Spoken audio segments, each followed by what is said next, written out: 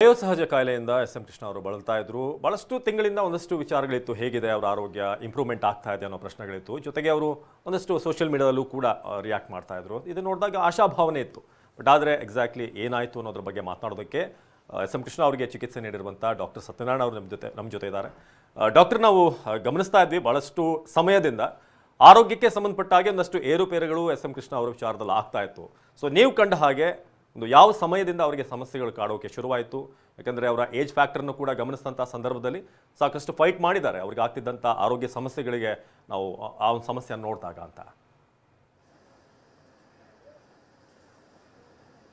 ಮೊದಲನೇದಾಗಿ ವಯೋಸಹಜವಾಗಿ ನಮ್ಮ ಹೃದಯ, ನಮ್ಮ ಶ್ವಾಸಕೋಶ, ನಮ್ಮ ವಾಕಿಂಗ್ ಎಬಿಲಿಟಿ, ಬ್ಯಾಲೆನ್ಸ್ ಆ್ಯಕ್ಟಿವಿಟಿ ಎಲ್ಲದರಲ್ಲೂ ಸ್ವಲ್ಪ ಸ್ಲೋನೆಸ್ ಬರುತ್ತೆ, ವೀಕ್ನೆಸ್ ಬರುತ್ತೆ. ಇಮ್ಯುನಿಟಿ ಕಮ್ಮಿ ಆಗೋದ್ರಿಂದ ಅವಾಗವಾಗ ಇನ್ಫೆಕ್ಷನ್ಸು ಬರುತ್ತೆ. ಅವರು ಸ್ವಲ್ಪ ಹೃದಯದ ಒಂದು ಸಣ್ಣ ಪ್ರಾಬ್ಲಮಿಂದ ಲಂಗ್ಸ್ ಒಳಗಡೆ ಇನ್ಫೆಕ್ಷನ್ ಆಗಿ ಬೇರೆ ಆಸ್ಪತ್ರೆಯಿಂದ ಮಣಿಪಾಲಕ್ಕೆ ಬಂದರು. ಬಹಳ ದೊಡ್ಡ ಸಜ್ಜನರು, ಕ್ಲೀನಿಂಗ್ ಸ್ಟಾಫ್ ಇರ್ಬೋದು, ನರ್ಸಸ್ ಇರ್ಬೋದು, ಡಾಕ್ಟರ್ಸ್ ಇರ್ಬೋದು, ಅವರನ್ನು ನೋಡಕ್ಕೆ ಬಂದವರು ಇರ್ಬೋದು, ಎಲ್ರಿಗೂ ಒಂದೇ ರೀತಿಲಿ ಮಾತಾಡೋವಂಥ ಒಬ್ಬರು ಸ್ಟೇಟ್ಸ್ಮನ್ ಅಂತ ಕರಿಬೋದು. ಬರೀ ಪೊಲಿಟಿಷಿಯನ್ ಅಲ್ಲ, ಈ was A very elderly statesman. ಮತ್ತು ಅವ್ರಿಗೆ ಇನ್ಫೆಕ್ಷನ್ ತುಂಬ ಜಾಸ್ತಿಯಾಗಿ ಅವರು ಸಾಕಷ್ಟು ಸಮಯ ನಮ್ಮ ಮಣಿಪಾಲ್ ಆಸ್ಪತ್ರೆಯಲ್ಲಿ ಇದ್ದರು. ನಮ್ಮ ಎಲ್ಲರ ಜೊತೆ ಒಡನಾಡ್ತನ ಬೆಳೆಸ್ಕೊಂಡಿದ್ರು.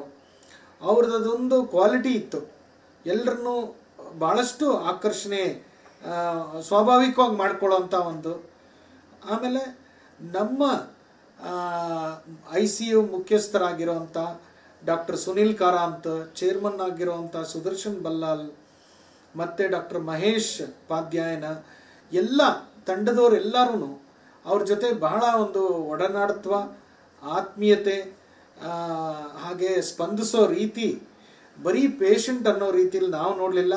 ಅವರು ನನ್ನ ಟ್ರೀಟ್ ಮಾಡ್ತಾ ಇರೋ ಬರೀ ಡಾಕ್ಟ್ರು ಅನ್ನೋ ಥರ ನೋಡಲಿಲ್ಲ. ಒಂದು ಬೇರೆ ಥರದ್ದೇ ಒಂದು ಒಲವಿನ ಒಂದು ಗೆಳೆತನ ಅಂತ ಹೇಳಿದ್ರು ತಪ್ಪಾಗಲ್ಲ.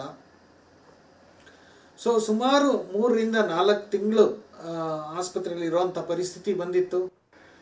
ಬಟ್ ಅವ್ರಿಗೆ ಇದ್ದಿದ್ದು ಒಂದು ಚೈತನ್ಯ ಹಾಗೂ ಹೋರಾಡೋ ಒಂದು ಮನೋಭಾವ, ತುಂಬ ಚೆನ್ನಾಗಿ ರಿಕವರ್ ಆಗಿ ಮನೆಗೆ ಹೋಗಿದ್ರು. ಮತ್ತು ಚೆಕಪ್ಗೆ ಮತ್ತು ಫಾಲೋ ಅಪ್ಗೆ ಅಂತ ಹಾಸ್ಪಿಟ್ಲಿಗೆ ಬರೋರು ಹೋಗ್ತಾಯಿದ್ರು. ಡಾಕ್ಟರ್ VK ಶ್ರೀನಿವಾಸ್ ಅವರ ಯೋಗದಾನವೂ ಚೆನ್ನಾಗಿದೆ ಇದರಲ್ಲಿ, ಅವರು ತುಂಬ ನೋಡ್ಕೊಂಡಿದ್ರು. ಸೊ ಈಗ ವಯೋಸಹಜವಾಗಿ ಮನೇಲಿ ಒಂದಿಷ್ಟು ತೊಂದರೆ ಪಡೆದೇನೆ ಅವರು ಕೊನೆ ಉಸಿರು ಎಳೆದಿದ್ದಾರೆ. ಮಣಿಪಾಲ್ ಆಸ್ಪತ್ರೆ ವತಿಯಿಂದ, ವೈಯಕ್ತಿಕವಾಗಿ ನನ್ನ ಕಡೆಯಿಂದ ಹಾಗೂ ನಮ್ಮ ICU ಡಾಕ್ಟರ್ ಕಡೆಯಿಂದ, ಅವರ ವತಿಯಿಂದ ನಾವು ಶೋಕ ವ್ಯಕ್ತಪಡಿಸ್ತೀವಿ. ಎಸ್ ಡಾಕ್ಟರ್, ಇನ್ನೊಂದು ವಿಚಾರವನ್ನ ಈ ಸಂದರ್ಭದಲ್ಲಿ ಕೇಳಬೇಕು. ಈ ಸ್ಪೋರ್ಟ್ಸ್ನಲ್ಲೆಲ್ಲ ಆಕ್ಟಿವ್ ಆಗಿ ಇದ್ದಾಗ, ಗೇಮ್ಸ್ಗಳಲ್ಲಿ, ಎಕ್ಸ್ಟ್ರಾ ಕರಿಕ್ಯುಲರ್ ಆಕ್ಟಿವಿಟೀಸ್ಗಳಲ್ಲಿ ನಮ್ಮನ್ನು ನಾವು ತೊಡಗಿಸ್ಕೊಂಡಾಗ ಅದು ಜೀವನಕ್ಕೆ, ಒಂದು ಹೆಲ್ದಿ ಲೈಫ್ಗೆ ಒಂದು ಗ್ರೇಸ್ ಮಾರ್ಕ್ಸ್ ಥರ ಇರುತ್ತೆ, ನಮ್ಮ ಆಯುಷ್ಯನೂ ಕೂಡ ವೃದ್ಧಿಸುತ್ತೆ ಅನ್ನೋದಾಗಿ ಹೇಳುವಂಥದ್ದಿದೆ. ಇವ್ರಿಗೇನಾದರೂ ಈ ವಿಚಾರಗಳು ಕೂಡ ಪ್ಲಸ್ ಆಗಿದೆಯಾ, ಅವರು ಇದ್ದಂಥ ಆಕ್ಟಿವ್ನೆಸ್ ಹೇಳೋದಾದ್ರೆ ಡಾಕ್ಟರ್? ತುಂಬಾನೇ ಜಾಸ್ತಿ ಇತ್ತು ಅಂತ ಹೇಳ್ಬೋದು. ಯಾಕೆ ಅಂತ ಹೇಳ್ತೀನಿ. ಅವರು ಹಾಸ್ಪಿಟ್ಲಲ್ಲಿ ಇದ್ದಾಗಲೂ ಅಷ್ಟೇ, ವಿಂಬಲ್ಡನ್ ಟೆನ್ನಿಸ್ ಎಲ್ಲ ಬಂದಾಗ ಅವರು ಆ ಟೈಮ್ಗೆ ಎದ್ದೇಳೋದು, ನೋಡೋ ಆಸೆ, ಅದನ್ನು ಡಿಸ್ಕಸ್ ಮಾಡೋ ಆಸೆ, ಇವೆಲ್ಲ ಭಾಳ ಇತ್ತು ಅವ್ರಿಗೆ. ಆವಾಗ ನಮಗೆ ಅರ್ಥ ಆಗೋದೇನು ಅಂದರೆ, ಅವರು 60ರಲ್ಲಿದ್ದಾಗ, 40ರಲ್ಲಿದ್ದಾಗ, 30ರಲ್ಲಿದ್ದಾಗ, 70ರಲ್ಲಿರೋವರೆಗೂ ಭಾಳಷ್ಟು ಚೆನ್ನಾಗಿ ಅವರು ಟೆನ್ನಿಸ್ ಇಷ್ಟಪಟ್ಟು ಆಟ ಆಡೋರು. ಅದು ಎಲ್ಲರೂ ಕಲಿಬೇಕಾದಿದ್ದೆ. ಈಗ ನಮಗೆ ಕ್ರಿಕೆಟಲ್ಲಿ ಇಷ್ಟ ಇರ್ಬೋದು, ಇನ್ನೊಬ್ಬರಿಗೆ ವಾಲಿಬಾಲ್ ಇರ್ಬೋದು, ಬಾಸ್ಕೆಟ್ಬಾಲ್ ಇರ್ಬೋದು, ಯಾವುದಾದ್ರು ಒಂದು ರೀತಿ ಒಂದು ಕಲೆನ ಹಿಡ್ಕೊಂಡು ನಮ್ಮ ಹೆಲ್ತನ್ನ ಮೇಂಟೈನ್ ಮಾಡೋದು ಭಾಳ ಒಂದು ಉತ್ತಮವಾದ natural way of improving health ಅಂತ ಹೇಳ್ಬೋದು. ಡಾಕ್ಟರ್, ಈಗ ಎಸ್ ಎಂ ಕೃಷ್ಣ ಅವರಂತಂದ್ರೆ ತುಂಬಾ ಸೊಫಿಸ್ಟಿಕೇಟೆಡ್, ಡಿಗ್ನಿಫೈಡ್ ಅನ್ನೋ ಆ ಪದಗಳಿಗೆ ನಿಜವಾದಂತ ಅರ್ಥ ಎಸ್ ಎಂ ಕೃಷ್ಣ ಅವರು. ಸೊ ಅವರ ನಿಮ್ಮ ಜೊತೆ ಇದ್ದಂಥ ಸಂದರ್ಭದಲ್ಲಿ ನಿಮ್ಮ ಒಡನಾಟ, ನೀವು ಆಗಲೇ ಹೇಳಿದ್ರಿ ಎಲ್ಲರ ಜೊತೆ ಕೂಡ ಈಕ್ವಲ್ ಆಗಿರ್ತಾ ಇದ್ರು ಅಂತ.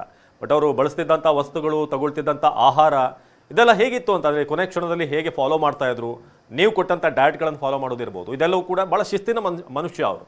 ಸೊ ನೀವು ನೋಡೋ ಹಾಗೆ ಅವರ ಶಿಸ್ತು, ಆ ಒಂದು ಸೊಫಿಸ್ಟಿಕೇಶನ್ ಎಲ್ಲ ಹೇಗಿತ್ತು ಅಂತ?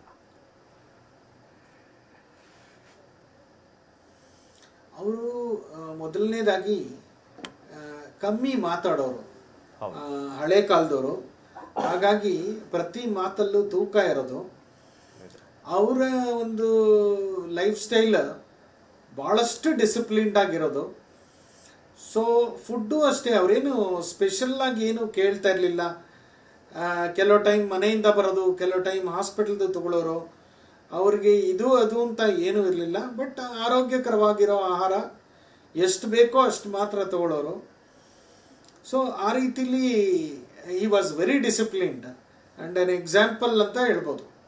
S, thank you so much doctor, ನಿಮ್ಮ ಒಂದಷ್ಟು ವಿಚಾರಗಳನ್ನು ಹಂಚ್ಕೊಂಡಿದ್ದಕ್ಕೆ. ಇದು ಸತ್ಯನಾರಾಯಣ ಅವರು, ಮಣಿಪಾಲ್ ಆಸ್ಪತ್ರೆ ವೈದ್ಯರು. ಅವರು ಕೊನೆ ಕ್ಷಣದಲ್ಲಿ ಚಿಕಿತ್ಸೆ ಕೊಟ್ಟಿದ್ದವ್ರ ಜೊತೆಗೆ ಕಳೆದ ಒಂದಷ್ಟು ವರ್ಷಗಳಿಂದ ಹೆಲ್ತ್ ಟ್ರ್ಯಾಕ್ ಏನಿತ್ತು ಅದು ಸತ್ಯನಾರಾಯಣ ಅವರಿಗೆ ಭಾಳ ವಿಶೇಷವಾಗುತ್ತಿತ್ತು.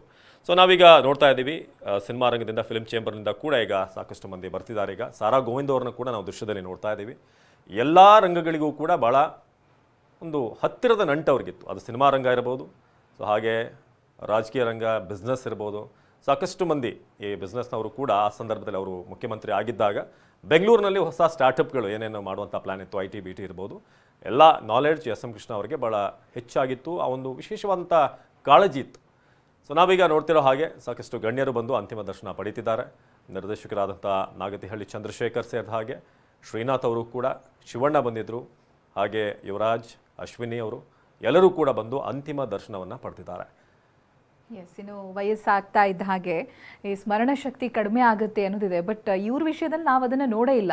ಬಾಲ್ಯದ ನೆನಪುಗಳನ್ನು ಹೇಗೆ ಕಣ್ಣಿಗೆ ಕಟ್ಟದ ಹಾಗೆ ಹೇಳ್ತಾ ಇದ್ರು ಅಂತ ಹೇಳಿದ್ರೆ, ಚಿಕ್ಕ ಪುಟ್ಟ ವಯಸ್ಸಿನಲ್ಲಿ ಅವ್ರು ಏನೇನು ಮಾಡ್ಕೊಂಡು ಬಂದರು, ಯಾರವರಿಗೆ ಸ್ಫೂರ್ತಿಯಾದರು, ಯಾವ ರೀತಿಯಾಗಿತ್ತು ಆ ಜೀವನ, ಜೊತೆಗೆ ಆ ಕಾಲದ ರಾಜಕೀಯ ಹೇಗಿತ್ತು, ಇವಾಗ ಯಾವ ರೀತಿಯಾಗಿ ಬದಲಾವಣೆ ಆಗಿದೆ, ಅದನ್ನು ಹೇಗೆ ಸರಿದೂಗಿಸ್ಕೊಳ್ಳುವಂಥ ರಾಜಕೀಯ ವ್ಯಕ್ತಿಗಳು ಗಮನ ಹರಿಸಬೇಕು, ಏನು ಬದಲಾವಣೆಗಳು ಆದರೆ ಉತ್ತಮ ಆಗುತ್ತೆ ಸಮಾಜಕ್ಕೆ, ಇವೆಲ್ಲವನ್ನ ಕೂಡ ಅವರು ಇಳಿ ವಯಸ್ಸಿನಲ್ಲೂ ಕೂಡ ಹೇಳ್ತಾ ಇದ್ದಂಥ ರೀತಿ ನಿಜಕ್ಕೂ ಸ್ಫೂರ್ತಿದಾಯಕ ಅನ್ನೋದಾಗಿ ಹೇಳಬೇಕು. ಆ ಉತ್ಸಾಹ ಡಾಕ್ಟರ್ ಕೂಡ ಹೇಳ್ತಾ ಇದ್ರು. ಹೌದು, ಅವರು ಈ ರೀತಿಯಾಗಿ ಸ್ಪೋರ್ಟ್ಸ್ ಆಕ್ಟಿವಿಟೀಸ್ಗಳಲ್ಲಿ ತೋರಿಸಿದ್ದಂಥ ಆಸಕ್ತಿ, ಅವ್ರನ್ನವರು ತೊಡಗಿಸ್ಕೊಂಡಂಥ ರೀತಿ, ಅವರ ಆರೋಗ್ಯವನ್ನ ಕಾಪಾಡ್ಕೊಂಡು ಬಂದಂಥ ಶೈಲಿ ಇದೆಯಲ್ಲ, ಇವೆಲ್ಲವೂ ಕೂಡ ಅವರ ಕೊನೆ ಕ್ಷಣದ ಆ ಫೈಟ್ ಇದೆಯಲ್ಲ, ಇಲ್ಲ ನಾವು ಬದುಕಬೇಕು ಅನ್ನುವಂಥ ನಿಟ್ಟಿನಲ್ಲಿ, ಮತ್ತೆ ಎದ್ದು ಬರಬೇಕು ಅನ್ನುವಂಥ ನಿಟ್ಟಿನಲ್ಲಿ ಮಾಡುವಂಥ ಫೈಟ್, ಅದಕ್ಕೆ ಹೆಲ್ಪ್ ಆಗಿದೆ ಅನ್ನೋದಾಗಿ ಖುದ್ದು ಡಾಕ್ಟರ್ ಸತ್ಯನಾರಾಯಣ ಅವರು ಮಾತನಾಡುವಂಥ ಸಂದರ್ಭ ಹೇಳ್ತಾ ಇದ್ರು.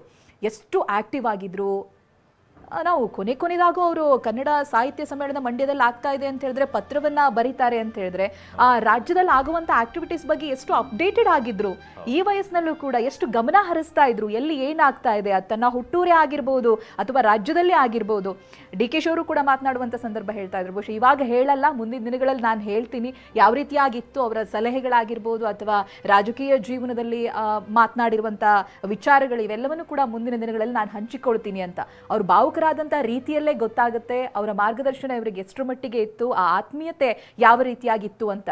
ಅದರ ಜೊತೆಗೆ ಅವರ ರಾಜಕೀಯ ಜೀವನದ ಸಾಮ್ಯತೆಗಳು ಕೂಡ ಇದೆ. ಗುರು ಶಿಷ್ಯ ಜೊತೆಗೆ ಸಂಬಂಧಿಕರು ಕೂಡ, ಅದಕ್ಕೂ ಮಿಗಿಲಾಗಿ ರಾಜಕೀಯದಲ್ಲಾದಂಥ ಕೆಲವೊಂದು ಸನ್ನಿವೇಶಗಳು ಕೂಡ ಈ ಗುರು ಶಿಷ್ಯರಿಗೆ ಹೋಲಿಕೆ ಇದ್ದಂತೆ ಕಾಣಿಸುತ್ತೆ.